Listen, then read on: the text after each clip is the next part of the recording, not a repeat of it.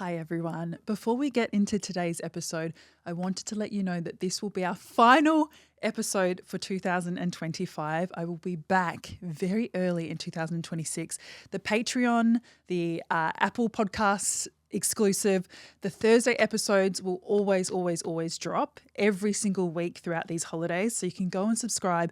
It's $4.99 per month and it's free for the first 7 days.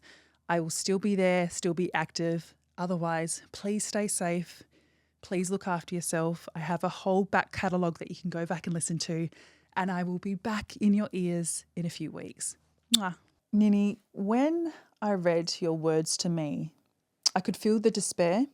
You wrote, I was just an average Byron Bay mum before this all happened to me. Mm-hmm. What was your perception around drugs before you fell pregnant?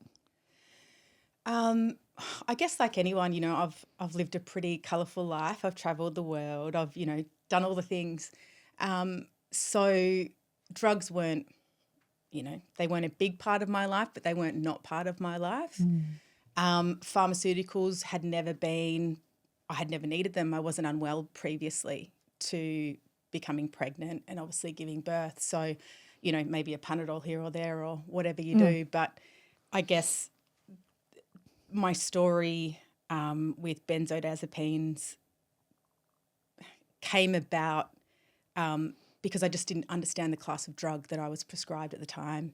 I'd taken a Valium in the past to go to sleep or travel or whatever, but I didn't know it was actually linked to a class of drug. Mm-hmm. I didn't know there was a whole family of these drugs that were addictive.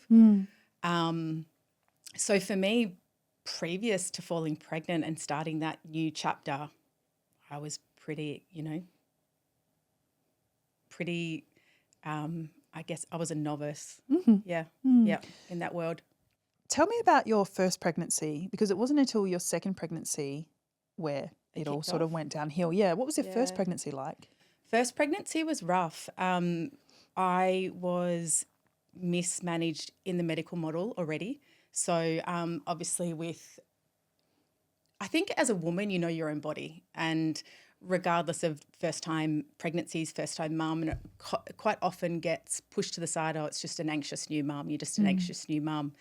And I was pretty unwell through that pregnancy, and they missed some things that they probably should have picked up on that led to, in the end, it led to me being induced about 36, 37 weeks into my first pregnancy, and every single medical intervention happened in the hospital.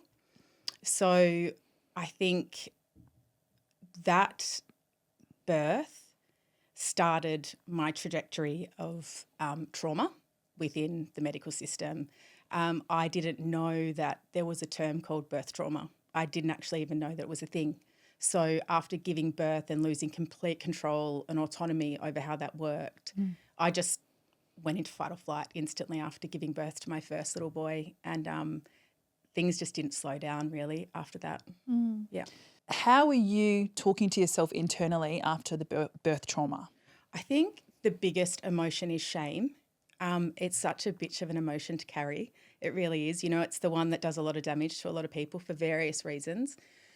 Living in Byron's pretty hard as well, because you've got so many women who just look and, breathe this amazing, wholesome, Give birth against a tree. Yeah, you go down to the tea tree lake and give birth in a sacred space, and it's not the reality, and if you fail, if you anything but that, you kind of feel silly and you don't know where to turn, and so you go internal, you silence everything that you're actually feeling.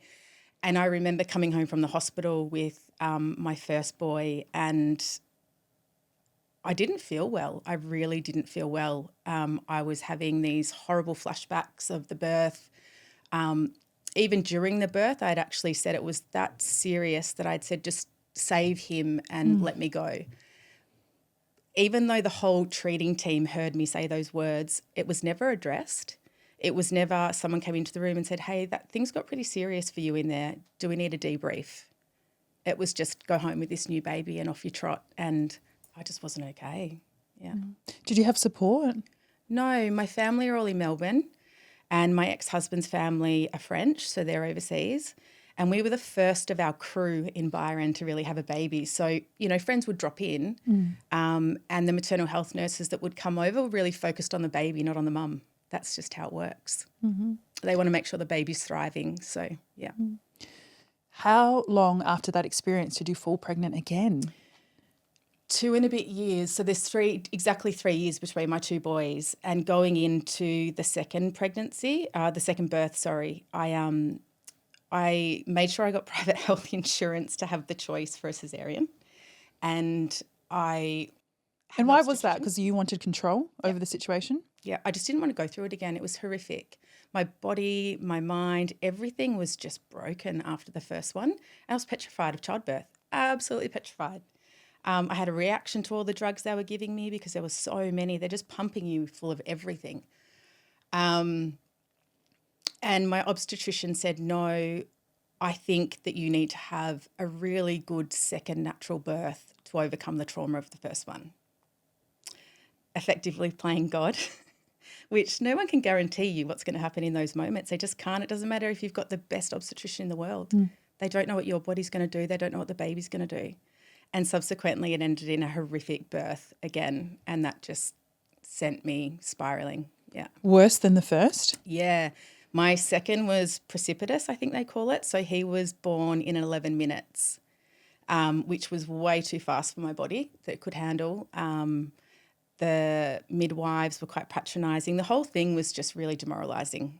So, again, I was just left with this shame that I failed again as a woman. If this is what I'm supposed to do, this is my primal instinct, and I couldn't even do it right. So that's how I really felt so much shame around not being able to do what my body was meant to do. Yeah. How were those first few weeks at home? You've said that you didn't have much support. You've now got a baby, a toddler to look after, and a newborn baby. You're split open. Yep. It was rough. It's a bit of a blur. I don't remember.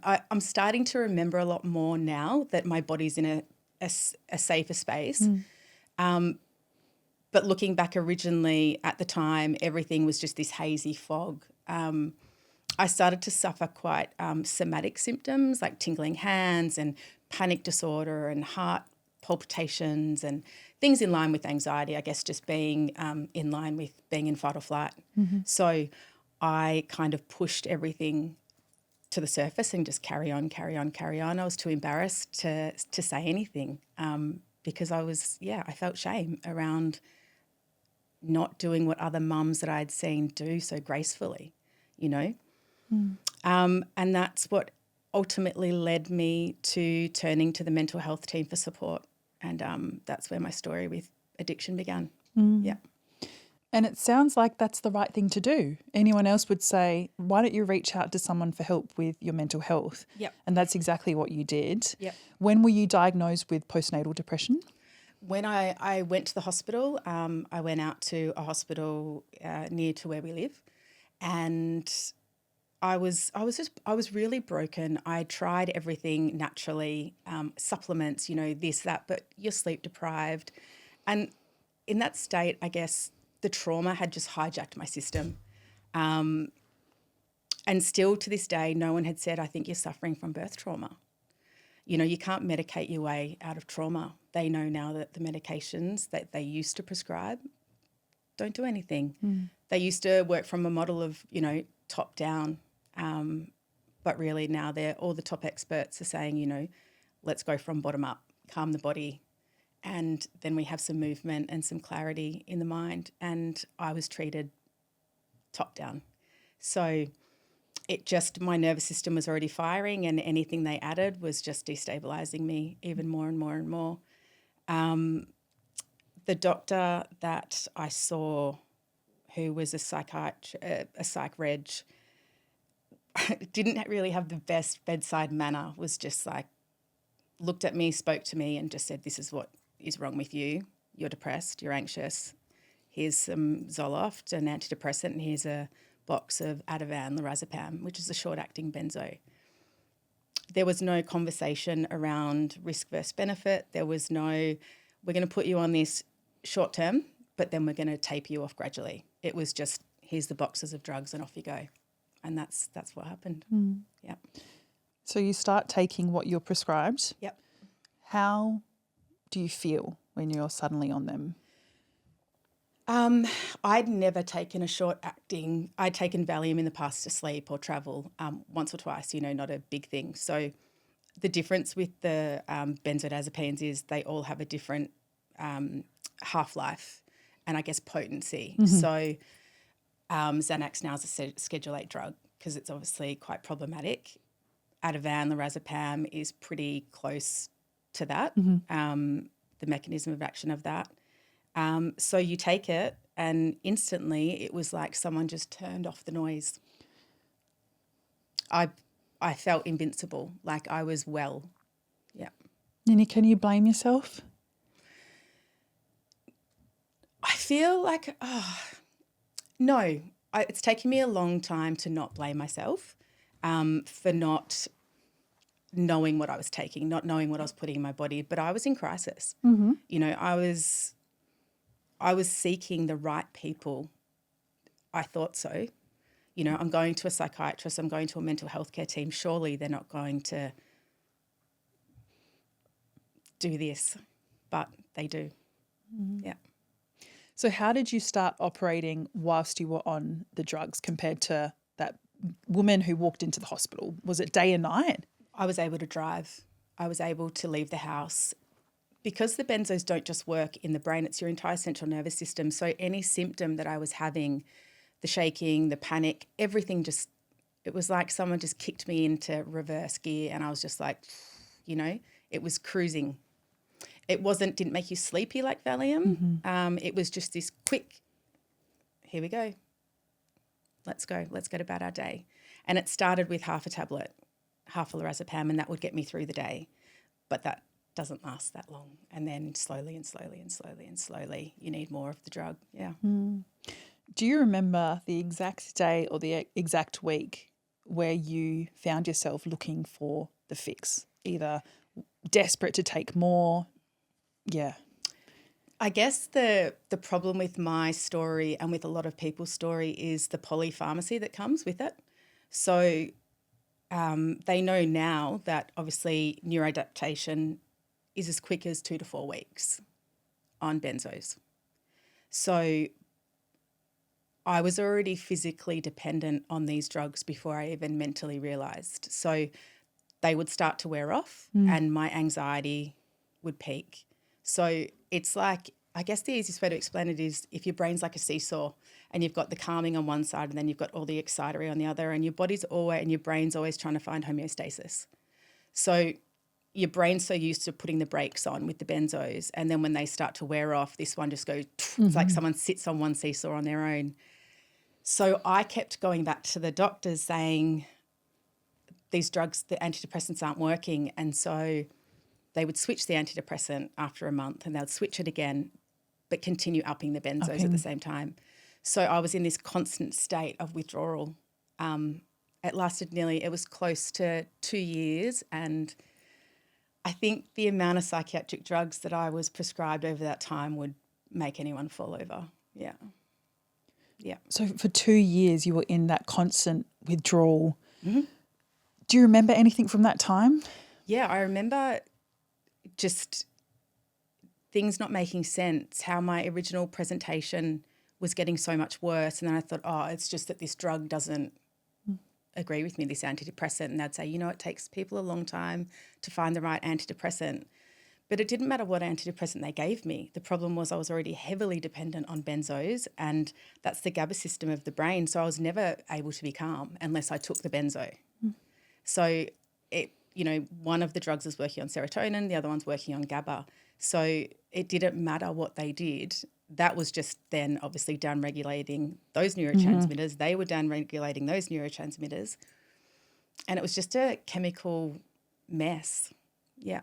Yeah. When you have memories or want to talk to your sons about them being a baby, are you able to separate how you were and what they were like as a child? Or every time you think of their early childhood days, are you sort of, is there a sort of cloud around you about, oh, but I was so high the entire time. I was withdrawing the entire time. No, actually, my little boys, I'm pretty proactive with their mental health, and we started with a new therapist last week actually.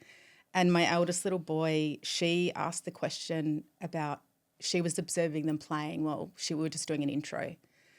And she asked me about my postnatal journey, and my eldest boy stopped playing and looked up. And he's 10 now. So, and I said, hey, I noticed that you stopped playing. Do you want to be part of the conversation? This is your story too. And he went quiet. And so she said, what do you remember? And he said, I remember my mum screaming. Yeah. Why does that make you so upset?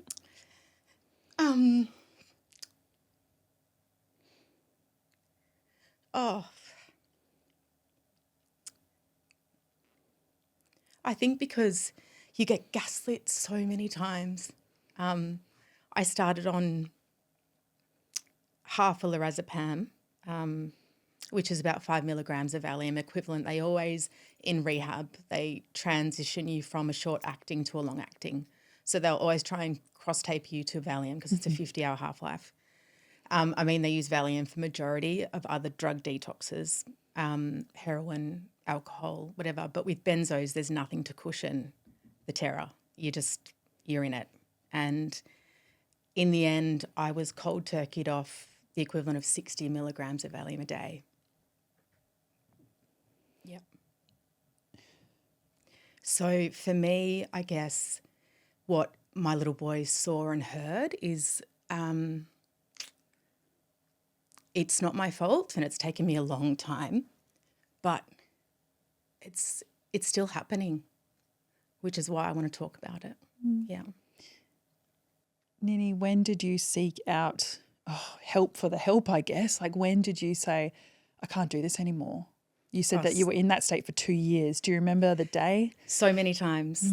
I ended up switching psychiatrist, fighting for answers. And it actually wasn't until I pretty much became incapacitated, and I was at my parents' house in Melbourne. I was bedridden. The symptoms were horrific, waking up from these called toxic naps that a lot of people talk about in benzo withdrawal. So you sort of fall asleep because you're just exhausted from fighting all day. And you wake up with these adrenaline surges, but it's this feeling of doom and terror. It's horrific. Sweating, heart palpitations, visual disturbances, migraines, anxiety times a million. You're just in a constant state of panic. Yeah. And I was online, and I came across a Facebook group and called Benzo Babes. And I know, right? And so I joined it, and there was a mum from Melbourne in there who I started talking to.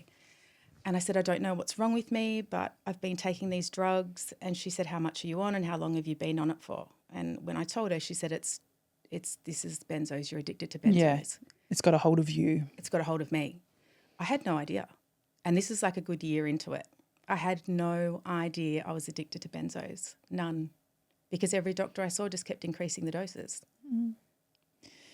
Ninny, you said to me, which I loved, you said, I couldn't get help unless I walked in and I said, I'm a drug addict. Why were you so persistent against? Why did that irk you out? Why did you not want to say those words? I think because there's a really big difference between physical dependency and seeking out a drug. Not that one discredits the other or one's worse than the other. And that's not, I have had quite many people in my life go through addiction. It's that my life took a very different path, not because of my own doing, but because of the medical system that failed me. Yeah. And it continues to fail people every day. Yeah. Totally. And they're the people that should be looking out for us. Ultimately science is for the greater good. It's meant to educate and reduce harm, but this isn't science, this is strategy, and that's what hurts. You know, this is pharma strategy, and it's taking people's lives. I had two suicide attempts on benzos. So, yeah. How long into your addiction, if I'm allowed to call it that, Yeah. how long were you in your addiction for before you attempted to take your own life? At the very end, I went to the last facility to get help, and that psychiatrist completely gaslit my family, me, and said she's crazy. Benzos are the best tool in modern medicine. And I was on two very potent different benzos at the time, clonazepam at night for sleep and lorazepam dosed 3 times a day. So that's when he upped me to the equivalent of about 60 milligrams of Valium, put me on antipsychotics, mood stabilizers, Ritalin. It was 9 psychiatric drugs he had me on, trying to just, it was like Russian roulette with my brain. But he would literally sit down and draw a map of my brain and show my family we're going to target this area, we're going to target that area. And I'd be sitting at this round table just looking at everyone in my family, and they literally just thought I was crazy. It was until I said, this is enough. I'm not doing this. I'm not playing this game anymore. And one night he crossed all of the drugs off my chart and said, you do what you want then. So I went into withdrawal, not just from benzos, but 9 psychiatric drugs at once. When you're sitting at that round table and you're like, am I here? Can you guys see me? Can I have an input? Yeah. Were you scared that your children would be taken away from you? No, because my ex-husband at the time was doing what he could. My family were flying up. Okay. My mum, my sisters, everyone was, my community really stepped in at that point when I was away, which was great. Great.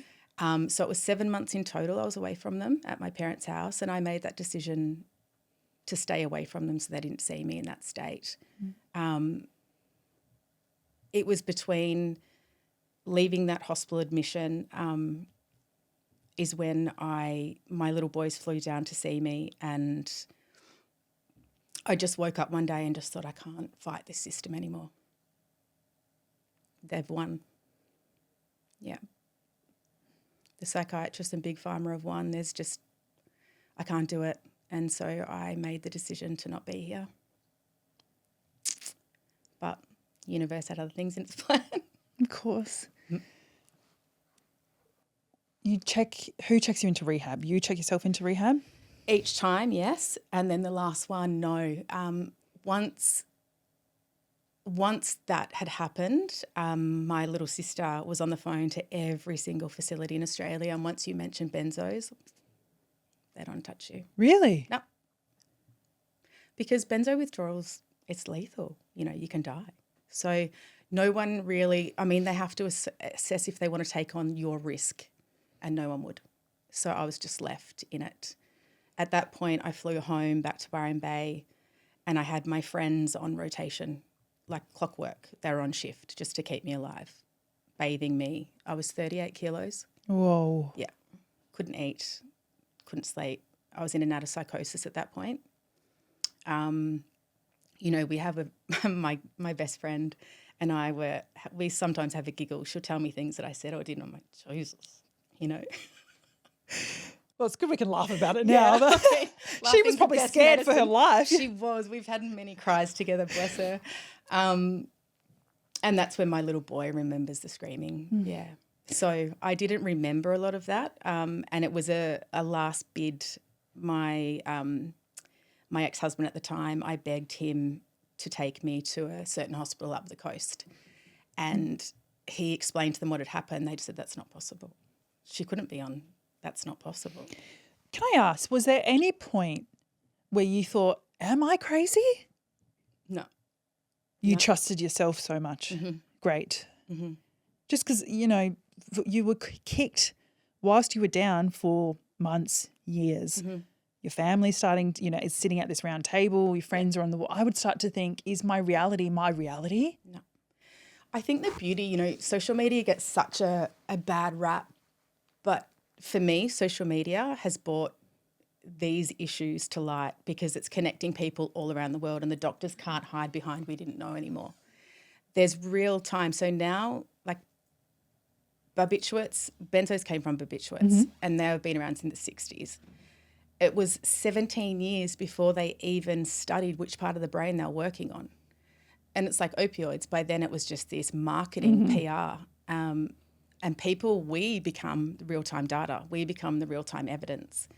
And the sensational psychiatrists have actually walked away from the paycheck and said no more.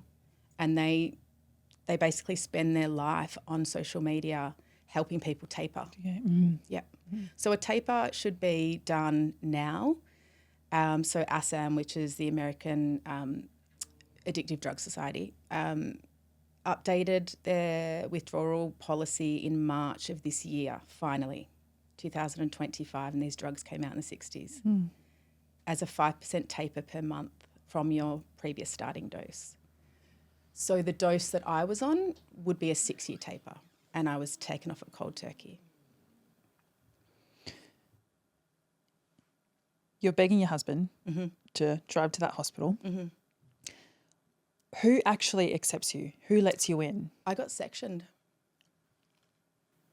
Yeah, I got sectioned. Yeah. They sort of looked at me, and I admittedly so, I looked like a street junkie. I did not look in good shape whatsoever. You weren't your Byron Bay mum. I was skinny. I think I was in a dressing gown. I was so sick. I was agitated. I was pacing. I was sweating. I was in and out of psychosis. And they finally got to me, and they said, we're just going to put you around this corner, and we're going to see you just away so you can have privacy. You seem quite anxious. And that's when they put the hammer down and said, no, you're not leaving. Look, in theory, I'm glad they did, because I don't think I would have made it. Yeah. But there's this certain hospital, if anyone knows that certain hospital, and up the coast and what that means. I just remember thinking I was sharing a cell, you'd call it, with a man who had popped his own eye out with a fork and highly, very mentally unwell, and just thinking, how the fuck did I get here? How the fuck is this my reality? These people, and I just, something kicked into gear then. I just said, no, you're not going to win. And I think that's where I sort of tapped into something bigger than what I can even explain. Yeah. I think you wrote to me, and please correct me if I'm wrong, that did you go to rehab 5 times? Yep. The last one, did it work, I'm assuming, or what was the change? The last one wasn't rehab. It was they just had to contain the situation. And so it was a couple of days where they were all sort of talking, going, what do we do? These are the drugs that she's been on. Where do we even start? We can't put her back on X amount of benzos. Let's just throw her on 20 milligrams of Valium. But by that stage, I was intolerant. So, and a lot of experts will use the word kindling. So any drug that you then take, because the nervous system is so just destabilised, everything has an atypical reaction or a paradoxal reaction. So it was horrific.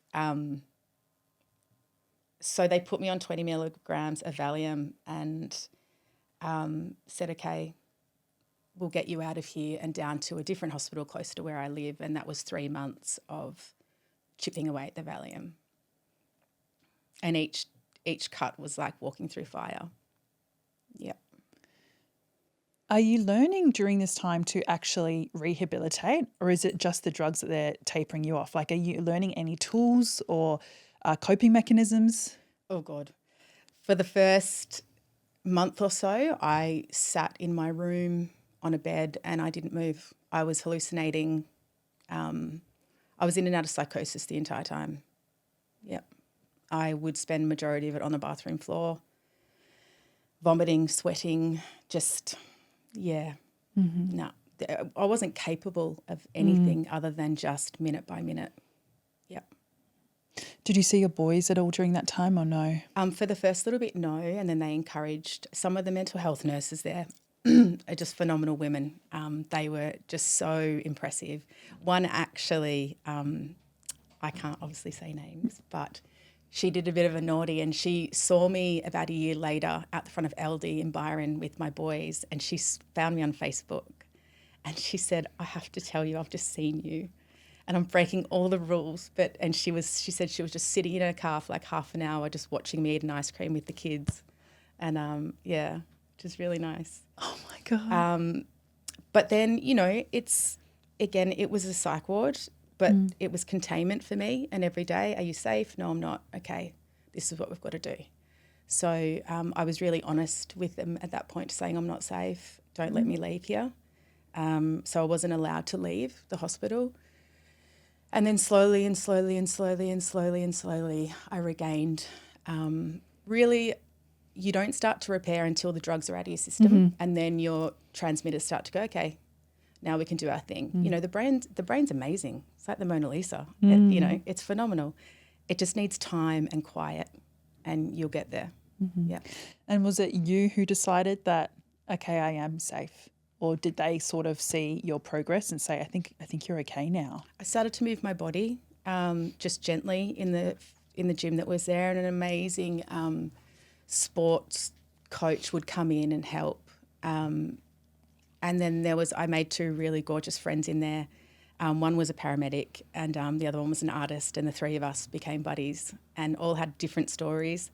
And but it was just someone there every morning to give you a hug and say, you can do it. And the nurses would scream across the communal area, how many milligrams today, mate? And I'd say, I'm down to this much. And, you know, so the day that I finally kicked it was probably the hardest, because mentally and physically I was so dependent then. So it was like this, I guess anyone with addiction can understand that it's like a beast is drawing you, you know, into a vortex. And I sat in a beanbag for about 8 days. I didn't move, just sat there, and people would bring me water. And I'd be looking at the nurse's station, just fighting the urge to ask for drugs. Yeah. You go back to real life. Are you back being mum? Are your friends still watching out for you? What does that actually look like? Yeah, it was... A lot of people didn't know what happened. They just knew that I vanished. One day I was Ninny, outrageous, fun Ninny, and then I was gone. I literally was just gone. So it was a lot of repair selectively. I realised through that time that I had to make some pretty big life changes, sadly, and which was hard, but I needed to, after going through that, and really, you know, when you dance in the dark that deep, I feel like some things just become really clear, you know, and there's no room for bullshit anymore. It's just like, these are my safe people. This is my crew. I don't care about the noise anymore, and this is what I'm going to do to stay alive for my boys. And my body needed, you know, I still have symptoms from the benzos.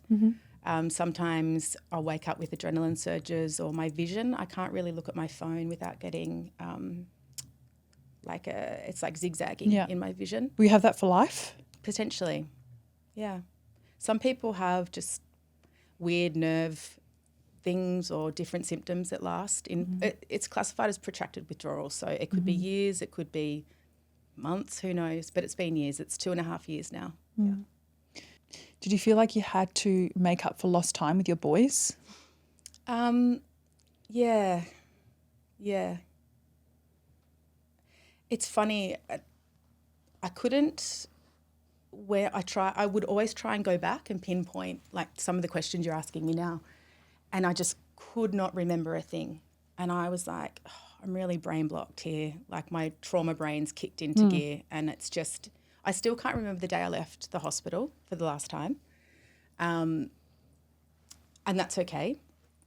But now, and I just thought, okay, I've got to make some hard choices. And one of them was to choose to become a single mum, to make big decisions that were going to calm my nervous system, to be able to show up for my boys. I mean, we talk about it openly in the home about mental health and how talking's so important and calming our bodies, and, you know, so I think it's, if anything, I don't regret it. It's weird. I don't. It's propelled me to become this person that I didn't know I was capable of. Mm-hmm. Yeah. And when did you start shedding the shame? You're here on a sober addiction podcast now, and the story we're listening to is you were riddled with shame. Yep. I couldn't say it for a really long time, and then I openly put it on my social media not that long ago that I was addicted to benzos, and the support that I received was unbelievable. Yeah. And also the stories that came into my inbox saying, hey, I lost a friend to this, or people asking for help because they were taking them and where to go and what to do. And if anything, just if my story can help one person not take a script, or if they are, get help, then it's enough. I'm okay to live with that. Yeah. Well, now you have made it almost your life purpose, your life mission to help those who are still suffering. Yep. You are studying at the moment, is that correct? I am. I went back to do AOD, so alcohol and other drugs counselling, which I'm really excited about because I think that there's a real place for lived experience in the industry. To just be able to say, hey, I see you and I totally get where you are right now and it's all good, This will be my final question, and it might be a tricky one, so we can be as clumsy with it as we like. What would your advice be to a new mum experiencing postnatal, had been through the ringer with birth? They're doing the thing that society is telling them by going to the doctor exactly like what you did. Would you have any different advice or any warnings? I mean, the stats are 1 in 3 women suffer from birth trauma in Australia. That's high. So I think get an advocate, 100%. Ask all the questions. Don't be scared to advocate for yourself. It's your body, your choice. At the end of the day, that's my biggest take home was it's my body, my choice, and these decisions should be made together with the treating team. And it's okay to seek help. There are some really great doctors out there, but it's support. You need support. It's sacred business, Ninny, thank you so much for coming on Soberly Speaking. Thank you.